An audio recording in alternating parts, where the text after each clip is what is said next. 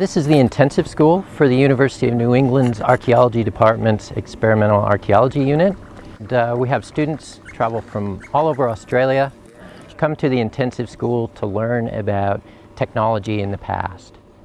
We do a number of different experiments with making stone tools, putting those stone tools in handles, using only stone tools to make the knives, hafting it, putting something in a handle is called hafting, using sinews, raw hides to bind the handle.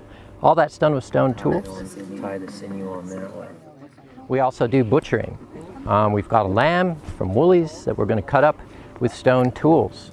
We take the pieces of the lamb and we cook them in Neolithic style earthenware cooking pots.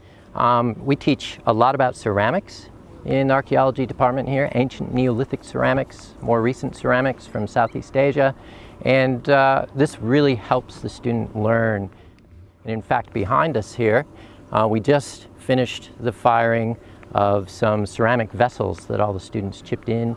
They added the temper to the clay, and we did a bonfire, firing 2 sets of bonfires to fire the 30 or so clay pots, and also decorating the pots and doing things of that nature. And again, making pots themselves, firing it, seeing how the firing works, seeing the heat involved, the amount of fuel that's involved, the whole process really helps to bring home to the students the way the people dealt with these materials in the past. So even though this is all very fun, making things like this and making pots and using them, the experiential aspect of it is, it can't be beat to actually try it yourself. But there's also the experimental, the scientific side of this, how you would do a controlled experiment to take these thought bubbles that emerge when you're working with these materials and producing a formally organized experiment where you control all the variables to come up with an interpretation about some aspect of technology. Experimental archaeology is run every second year.